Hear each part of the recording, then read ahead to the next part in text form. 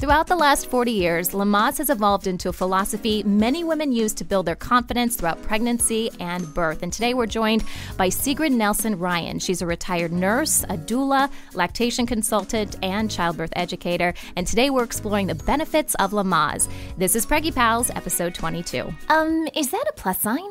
Pink or blue? Hospital or home birth? What type of food should I be eating? I think I just peed myself. I'm pregnant and I have to exercise. What pregnancy glow? Wait, was that a contraction?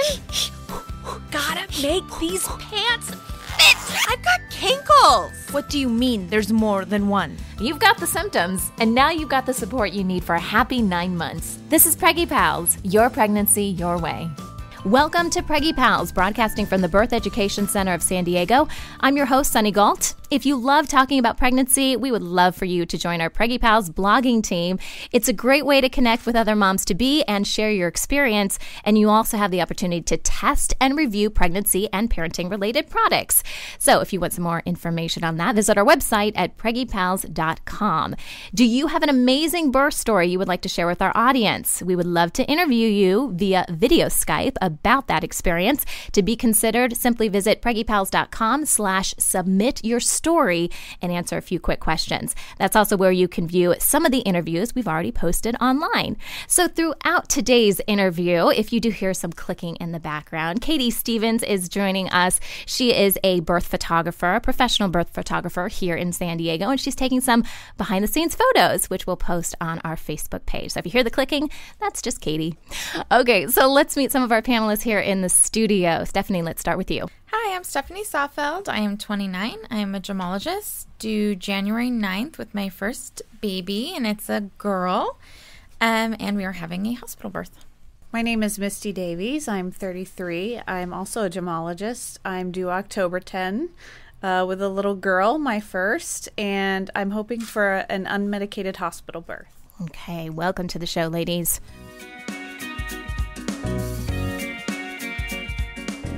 We have a comment from one of our listeners. This comment comes from Lisa from Medina, Ohio. I'm actually from Ohio too, so shout out to my peeps. Can I say peeps? I don't know if I sound really cool saying that, but shout out to everyone in Ohio. Anyways, Lisa says, thanks so much for the episode about gender prediction. I have to admit I'm one of those pregnant moms who has tried every wives' tale out there when it comes to trying to predict your baby's gender. So it was really nice to hear from a sonographer about what they're actually looking for in an ultrasound to determine gender. Can't wait to find out what we're having. 2 more weeks till our appointment. Thanks again. And actually, I think Lisa wrote this a couple weeks ago, so she probably already knows what she's having. But Lisa, thanks so much for writing into the show. We really appreciate your comment.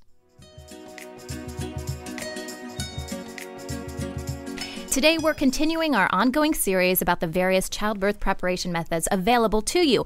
And we hope this series will give you the additional information you need to decide what type of childbirth class is best for you and for your baby. Today, we're focused on Lamaze, and Sigrid Nelson Ryan is joining us here in our studio. And Sigrid, thank you so much for being here. You're welcome. It was so funny. I was talking to you on the phone, and I remember you saying to me, don't you want someone younger? And I said, Sigrid, I want the best. And you came highly recommended. So I'm so thankful you're here to share your wisdom with us. Obviously, you've been a childbirth educator for a while now, focused on Lamaze. So I know this is a passionate topic for you. So I'm excited to explore this a bit more. So Sigrid, let's start with the history of Lamaze. I actually read it started in 1951 and was founded by Dr. Fernand Lamaze, which is obviously how Lamaze got its name. Actually, it started in Russia in the 40s when they had no drugs. And they were using hypnosis, self-hypnosis, wow, plus exercises. Okay. And I think we have something today similar by hypnobirthing. Sure, yeah, hypnobirthing. Sure. Yeah. And it was a whole way of dealing with birth, not just the breathing. But what happened in the hospital was that all the people there just noticed the breathing. Because that's what we think. When we think of Lamaze, we think of but it's so much more than that. Absolutely, and it never was hee hoo hoo. Okay. It was just something that the doctors and nurses in the hospital, because you have to realize in the 50s and 60s, women were confined to bed, so you got to the hospital very late. Okay. In labor, so that there would be very little time in bed. So by the time you got to the hospital and you're 6, 7, 8 centimeters dilated, you used a lot of the breathing technique to cope with being in bed. So that was what the professionals saw. I see. And it became known as, you're doing the Lamaze method. I see. Okay. Yeah, so then it changed in the 70s and 80s, and I started teaching in the 70s. And we have been teaching all the things that Dr. Lamaze did in Europe. Okay. And that is movement and changing your attitude, your position, and enjoying birth. And doing it by believing that your body knows what to do, not to interfere with your birth. The basic philosophy of Lamaze is very important. Number 1, labor begins on its own. So no induction? No induction. Okay. There has to be induction like 42 weeks or something, and that means something isn't really working here. Okay. And walk or move around, change position in labor, very important. Okay. And bring a loved one, a doula, a friend, for continuous support from home to hospital and in hospital.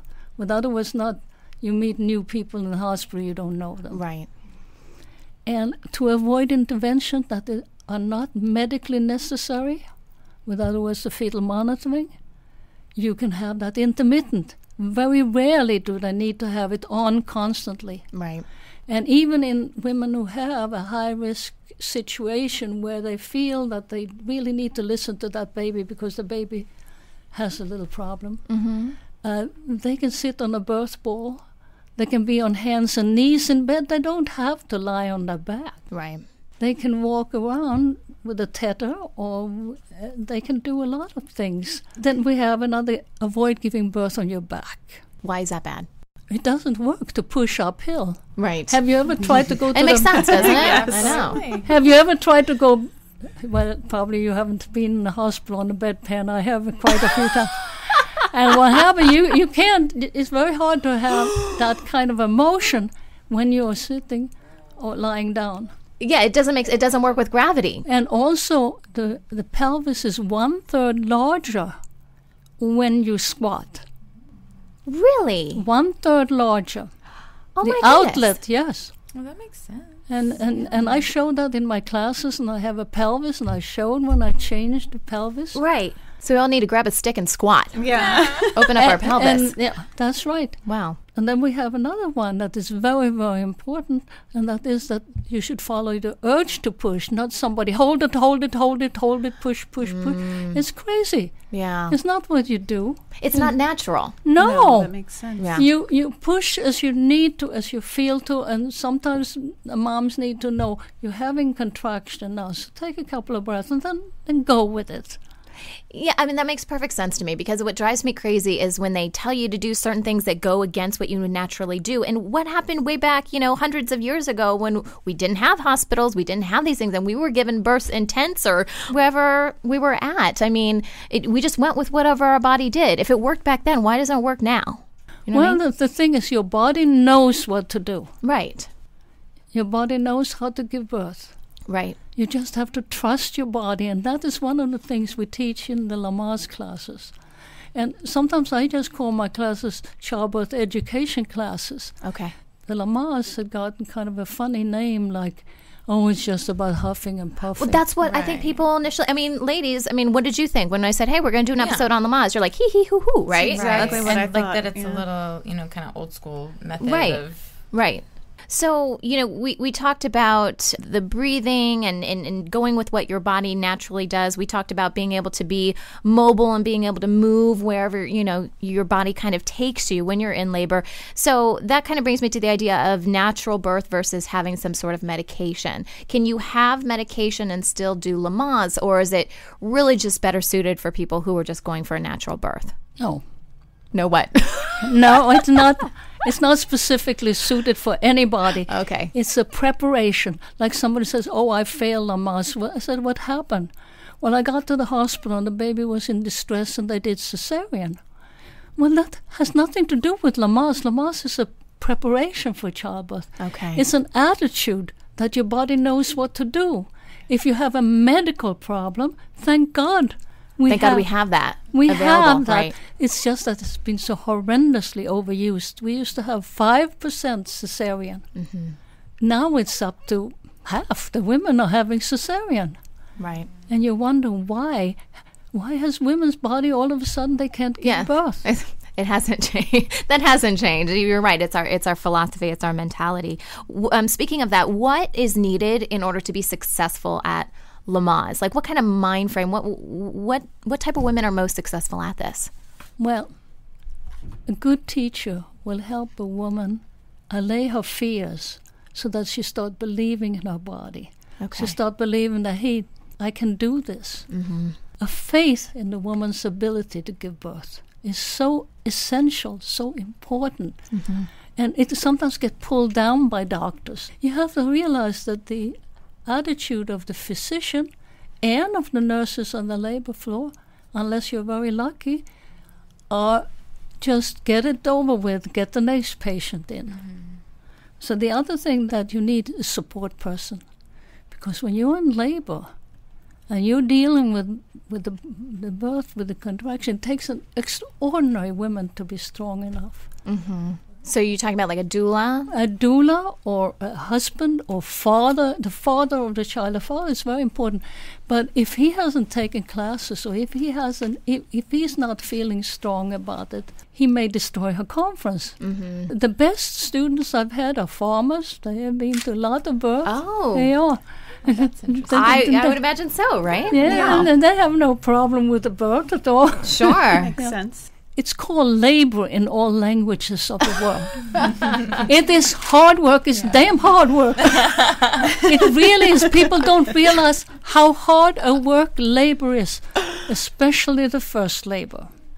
And you stay home and deal with it in your tub, in your shower, in the kitchen, eating, drinking. I always tell them to make an ice cream shake in labor and to eat light, easy food. Mm-hmm. Because but I can throw up in labor. You'll throw up in labor anyway. Towards the very end, a lot of women throw up because there's so much action in your intestines. Your intestines are right on front of your uterus and around it. And they get irritated from all these contractions. So often at the end of labor, women throw up. Yeah. But eating in labor is essential. Yeah. Manja. When I'm a doula with somebody, I just keep feeding her.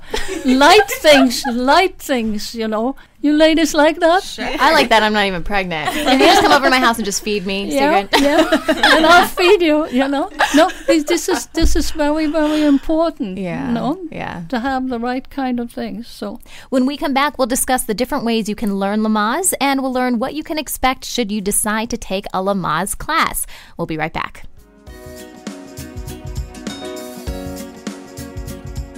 Welcome back, everyone. We are talking about Lamaze, of course, a childbirth preparation method, and it's one of our methods we're exploring in our ongoing series. And joining us is Sigrid Nelson-Ryan. She is a retired childbirth educator who has taught Lamaze for how many years did you teach Lamaze, Sigrid?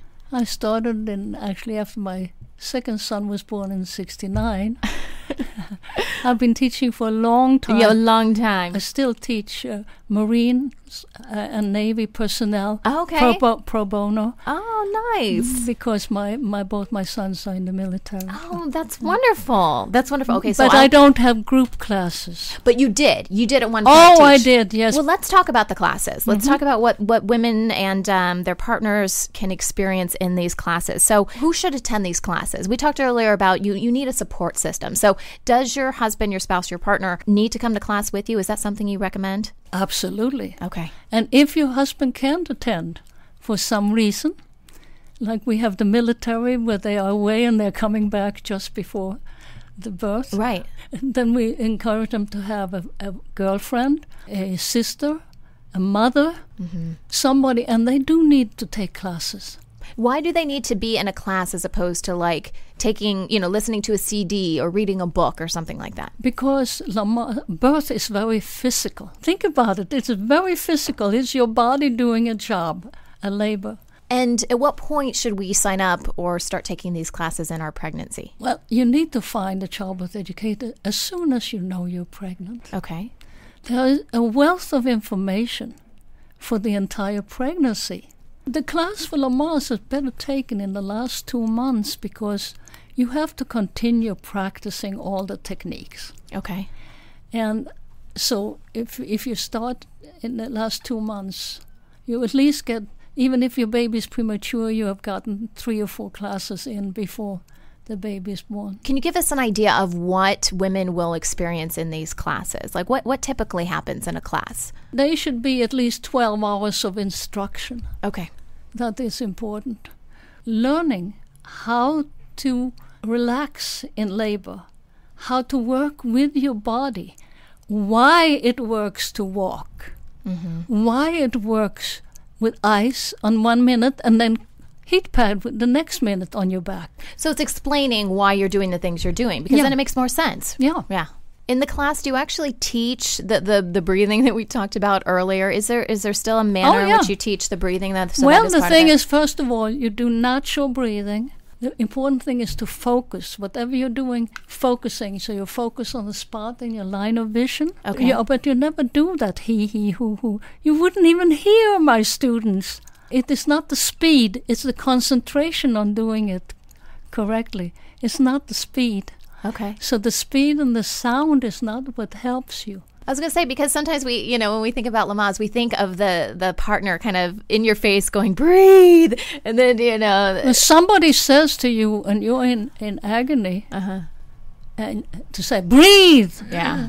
You slap him. Yeah, it's true. It's true. It's usually on the sitcoms. This is why we teach the husband or partner or sister to be helpful, but never say the word breathe. Right. Says, look at me, breathe with me. Right. So lead by example, really. Yeah. And that's why it's important for them to be in the class. Yeah, and that helps very much. So what would you say to a woman who is considering Lamaze as her preparation method? What would you say to her? Well, first of all, what have you heard about Lamaze? Because there's a lot of stuff out there that may not be true, right? Yeah. Okay. What have you heard about Lamaze? What do you know about Lamaze? Why do you want to do it? So they said, well, I want to learn the breathing. I said, great. You're going to be learning how to measure, how to focus, how to know, how to do, and why you're doing it. Right.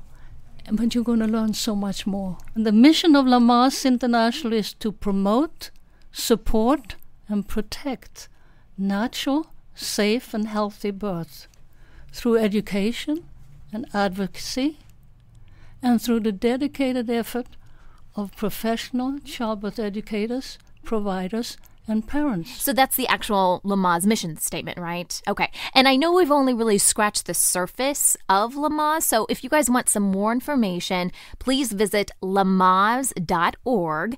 It's really great, the website. You can submit questions, you can view their video library, and you can even find a Lamaze class that's near you. And we'll put a link on our episodes page for this episode on our website, and we'll also link to some other Lamaze resources for you guys. So Sigrid, this has been a blast. Thank you so much for sharing your wisdom and for being with us today.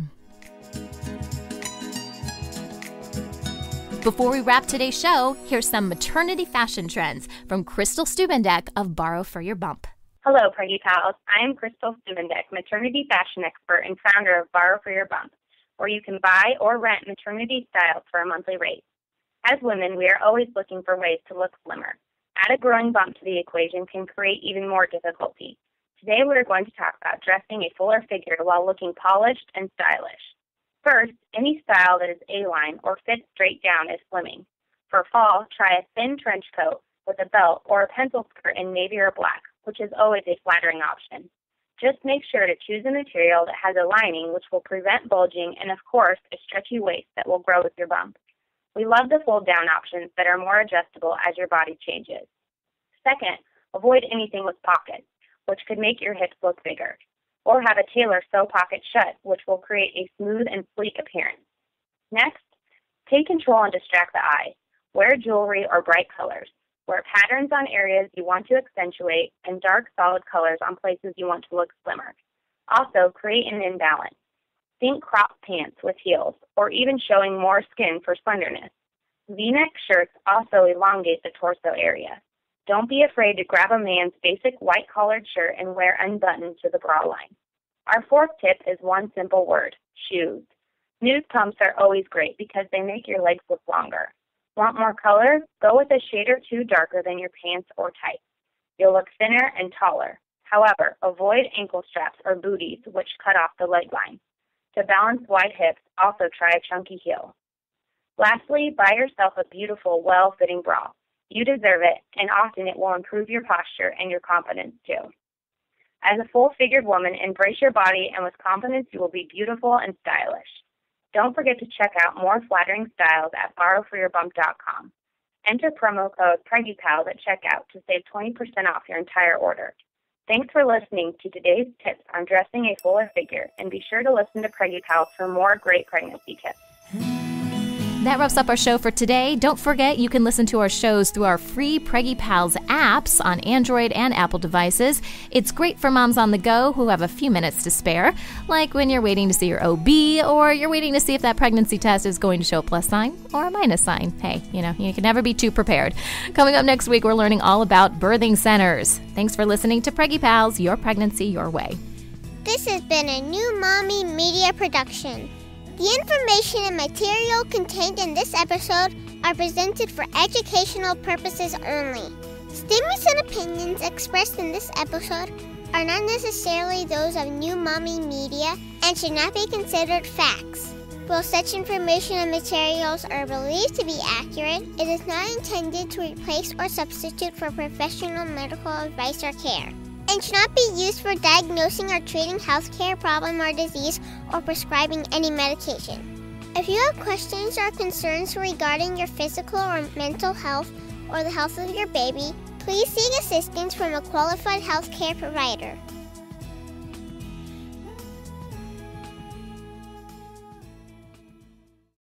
Hey mamas, don't forget to check out Mighty Moms. It's our online community built for new moms just like you. Not only can you connect with other moms, but you can also join us backstage for special mom-only online events. And you'll also be notified when we're recording so you can join us as a special guest. Visit our website, newmommymedia.com, and click on the Mighty Moms banner. It's free. That's newmommymedia.com. See you there.